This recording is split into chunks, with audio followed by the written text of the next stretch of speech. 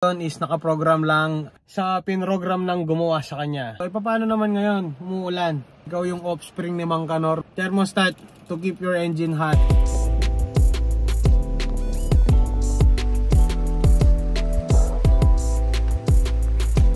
Guys, may keychain na siya, no?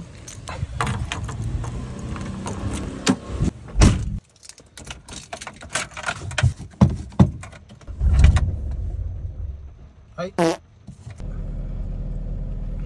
Alright. So yun, no?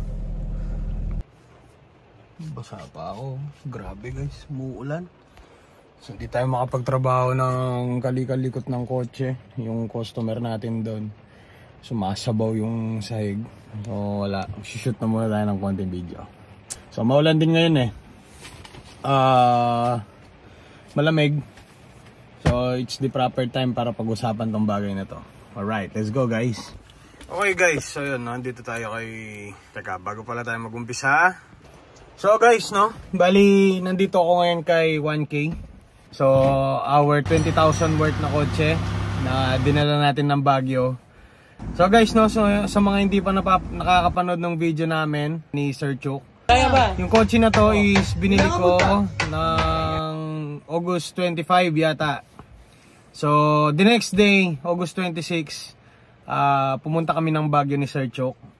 So to test yung sasakyan na to kung hanggang saan yung kakayanin niya. And thank God, nakauwi naman po kami ng buo. Wala naman kaming nagkulang sa amin, wala naman nagkulang kay 1K. Napaka thrilling experience nung ginawa namin ni Sir Chuk sa Baguio kasi hindi pa namin kakilala yung sasakyan personally. Imagine, kabibili lang namin today, the next day dinala na namin ng Baguio. It took us like 380 something kilometers yata. So guys, no, marami-rami tayong pag-uusapan dito kay 1K. It's just that hindi tayo makapag-shoot kasi sobrang lala ng ulan. So sa mga nakatira sa may mga lumulubog na lugar dyan, kamusta po sa inyong lahat? Sana safe kayo. Yung mga kotse nyo, itabi nyo, i-make sure na naka-jack stand sila. At kung magagawa nyo yung nakita ko sa online na binalot nyo ng lona yung buong kotse para pagka tumas yung tubig, sasama na lang sa tubig yung kotse, hindi siya lulubog. So mapalad tayo na nandito tayo sa Pampanga. Medyo matas-tas na lugar ng Pampanga to, which is ang Angeles City. Once again, kung hindi nyo pa napapanood yung video namin nung pumunta kami ng Baguio, please panoorin nyo. At kung bago ka sa channel ko, hit mo na yung subscribe button na yan at yung like button. Tapos mag-comment ka na rin kung ano bang masasabi mo sa mga video nating magugulo. So yun guys, no, time will come, magiging maayos din yung mga video natin. Kasi baguhan pa lang tayong vlogger, matututo rin tayo pagdating ng tamang panahon. Bali, let's talk about this. So sino mga nakakaalam nito? Sa mga nakakaalam nito, totoo bang alam mo siya o alam mo lang siya dahil sinabi siya ng kapwa mo mekaniko o kapwa mo car guy? Okay guys, so yun, no, pag-usapan natin to ngayon. So guys, no, ito yung tinatawag na engine thermostat. So guys, ito yung... Ano ba yung silbi nito? So syempre ulit-ulit na lang, ito yung tagapigil ng tubig, tagapigil ng... para madaling uminit yung sasakyan, yung pagka malamig daw, ganito ganyan. Okay, so explain natin yan na maayos. So una sa lahat, ang water thermostat o ang engine thermostat ay nagko-consist siya ng spring. Itong spring na to is thermal, basta thermal. Sorry guys, di ko alam yung tawag. Pero ito yung lumalambot at pagka nainitan siya, it is rated at a certain temperature na lalambot lang siya doon. Itong spring na to. So pag umabot na yung spring na to dun sa certain temperature na rated siya, bubukas yung goma na yan. And then magpa-flow yung tubig. So that is a thermostat. So ang thermostat po pala is invented noong panahong 19 kopong-kopong pa. So yun guys, no, lahat ng kotse, tama si Mr. Master Garage po. Go ahead Master. Tamang-tama yung sinabi mo. Lahat ng kotseng merong radiator, lahat ng kotseng umaandar na merong ulan, basta meron siyang radiator guys.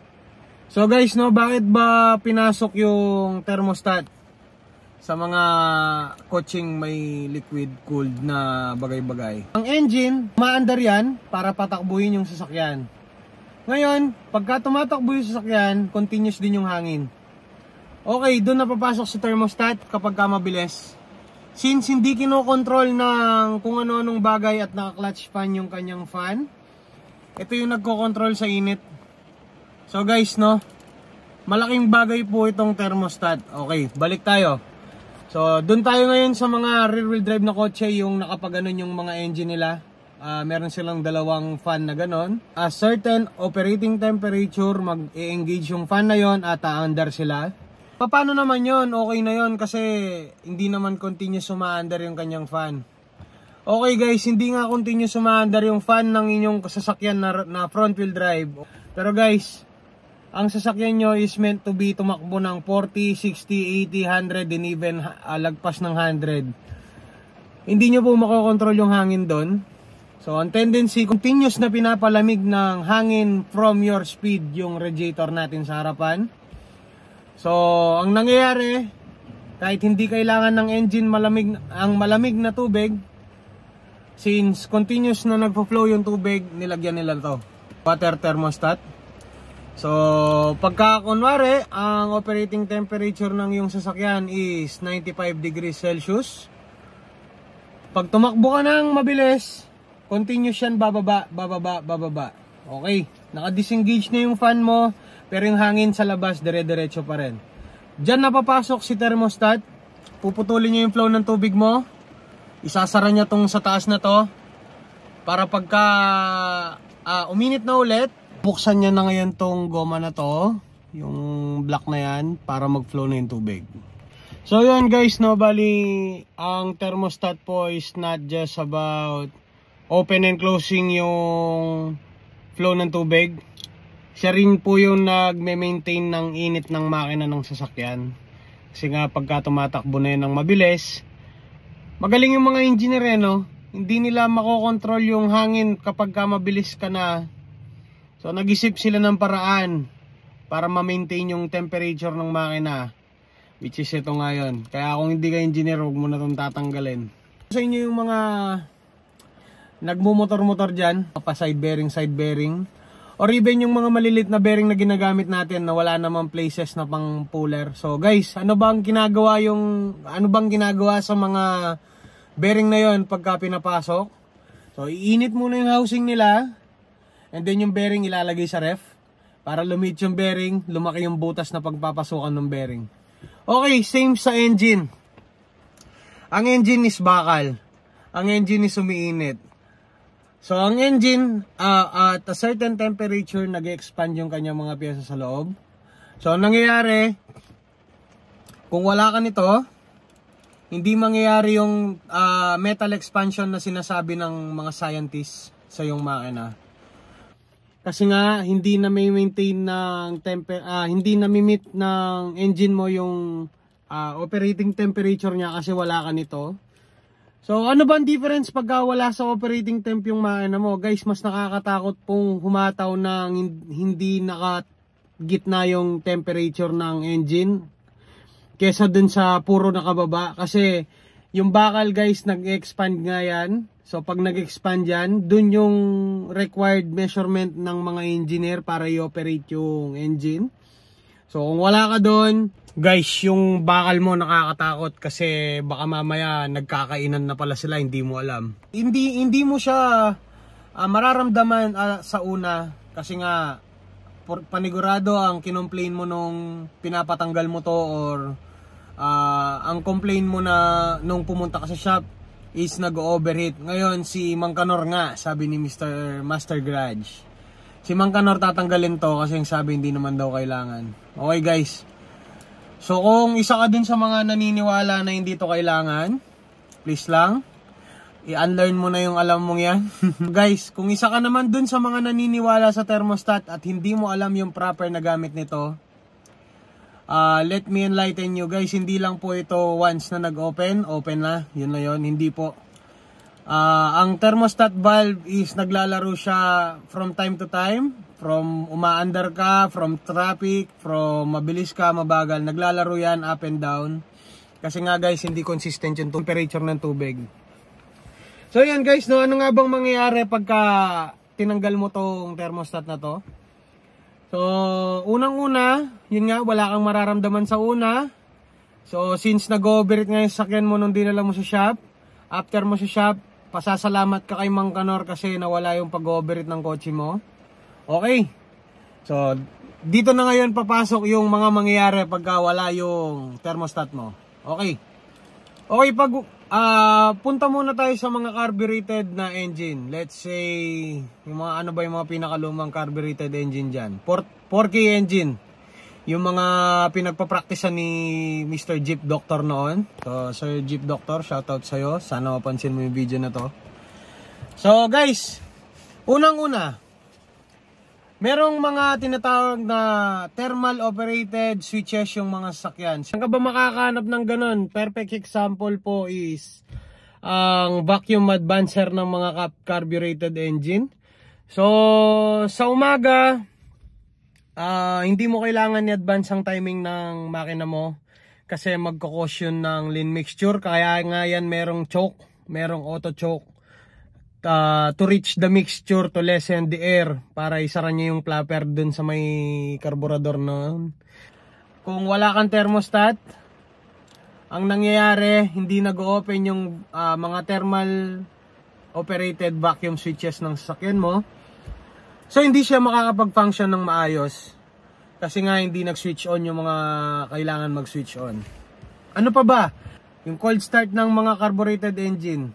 Yung cold start ng mga carbureted engine, yung mga Corolla, share ko lang. At a certain temperature, yung sinasabi ko nga, thermal operated vacuum switches na yon, dun lang siya mag-engage. E paano kung wala kang thermostat? Hindi maaabot basta-basta ng sasakyan mo. Rated temperature ng switch na yon, paano siya mag-ooperate? So, ito ko ulit ang sagot dyan, thermostat. Okay, punta naman tayo sa mga EFI na sasakyan. Which is sila na yung mga naghahari ngayon. Ang EFI na sasakyan is meron siyang utak. Ngayon ang utak na yon is nakaprogram lang sa pinrogram ng gumawa sa kanya. So in short, nakaset siya. So kailangan niyang sumunod sa mga ganito, yung utak na yon. Kasi robot siya eh. Hindi naman siya tao, hindi naman siya katulad natin na pwede mo siyang sabihan na wag mo gagawin yan. So, for example, yung 76.5 na nakasulat dito. So, 76.5, bubukas to. Pero, it doesn't mean na yun na yung magiging thermostat, water temperature nung sasakyan mo. So, for example, yung kailangan nung ECU mo is 90 degrees. So, itong sensor na to, kailangan niyang i-cut yung function niya pagka umabot na kayo ng 90 degrees. Si thermostat ngayon, gagawin niya yung trabaho niya para maparating ng 90 degrees yung makina mo. So, kung hindi niya napaparating ng 90 degrees yung temperature ng makina mo, paano ngayon magpa-function yung utos ng utak? Hindi nga nakukuha ng isa. Ang mga EFI, lalo na nilang kailangan ito. Not because nasa Pilipinas tayo at mainit dito sa atin, hindi na natin kailangan ito. E paano naman ngayon? Umuulan. E paano naman kapag madaling araw na malamig ang hangin? E paano naman kapag gabi na wala na yung araw? E paano naman kung maaraw at nasa expressway ka na continuous yung hangin? So guys, kung gusto nyo mumaba yung buhay ng kotse nyo, ito yung sagot. So, yung mga EFI na sakyan kasi, meron yan cold start. Sa umaga, mataas ang idle, bababa. So guys, ano ba yung motive ng cold start na yon? Para mapainit ng husto yung engine. Agad-agad. So, ang setting ng sasakyan mo sa cold start is, let's say, 60% na gasolina, at 40% na hangin. Yun ang alam na ECU mo pagka malamig ang panahon. Kailangan ganun ang gawin niya. Kasi nagbe-base ang ECU sa temperature ng engine din. Diyan niya nasasabi yung kaya nga merong air intake temperature, merong tawag dito, yung water temperature, oil temperature. Diyan nagbe-base yung EFI ng sasakyan para may operate niya ng maayos. Ngayon, ang nangyari, kung naka-cold start ka, ano bang tendency niyan sa engine? Ang tendency niyan sa engine, since naka-rich mixture nga siya, tapos mataas yung idle niya, anong bagsak? Siyempre, mataas na fuel consumption kasi nga wala sa operating na kung ano yung mga engine ninyo, since wala nga itong bagay na to. So yun guys, no? Hindi nyo mararamdaman sa una yung pagkaalis nito, pero doon na lang tayo sa pinaka-basic. Ikaw na tao, malamig ang panahon, patatakbuhin ka ng mabilis bigla-bigla at walang ka warm up. Siyempre, nakakabigla yun. Kagaya lang din ng engine yan, guys. Kailangan nyo to para pag start mo, certain minute, nandun na siya sa gitna ng temp. Wag na wag po kayong maniniwala dun sa mga mekanikong, ay, 1/4 lang yung temp. Ay, dun lang sa taas ng guhit yung temp. Ganda ng engine, ganda ng cooling system. Kalokohan po yun guys. Tanggalin mo na yung coolant, irekta mo na yung fan mo, wag mo lang tatanggalin to. Kasi ito yung nagre-regulate ng temperature ng makina. So ngayon, anong kotse ba yung mga merong thermostat guys? Tama po si Master Garage. Lahat po ng kotse na merong radiator, nilalagyan po yan ng thermostat. And even guys, yung mga merong oil cooler na sasakyan, yung mga pangkarera na sasakyan, nilalagyan yan ng oil thermostat. Kasi ito yung nagko-control sa lahat guys. Ang tao meron din siyang certain operating temperature, which is yung 37 point something degrees. Kapag kayong temperature mo ay sumabot ka ng 38, 39, 40, may lagnat ka. Pag umabot ka naman ng 36, 35, 34 pababa, mamamatay ka na. So guys, ganun din yung kotse. Wag na wag nyo tatanggalin to guys, kasi pag tinanggal nyo to, isa ka sa mga mangkanorang lahi. Ikaw yung offspring ni Mangkanor, which is dapat nababawasan, hindi nadadagdagan. Kawawa yung sasakyan sa inyo.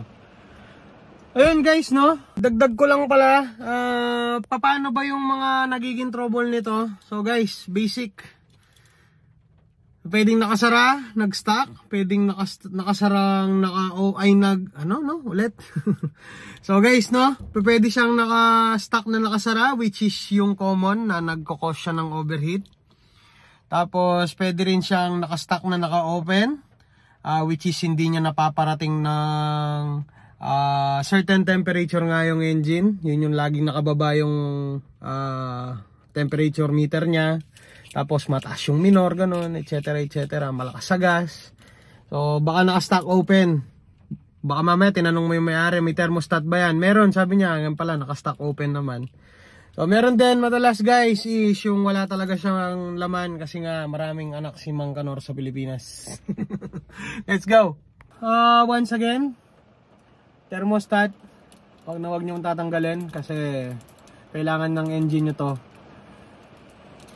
Ito yung pampahaba ng buhay ng engine.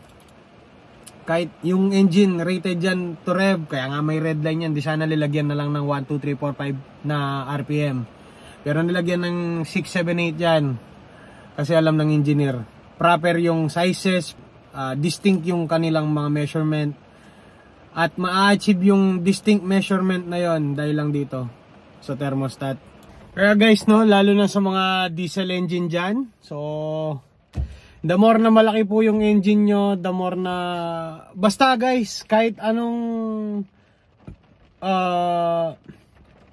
situation nyo pag ginagamit yung makina nyo, mapag-ginawa nyong generator, mapag-ginawa nyong howling, the more na heavy yung ginagawa ng sasakyan nyo guys, the more na kailangan nyo ng thermostat. Guys, pati kasi yung mga clearance ng bearing, clearance ng measurement yon. So baka lang laman lahat ng engine, so kailangan yan mag-expand. So ang engineer, dun niya lang yun in-engineer dun sa certain measurement na yon.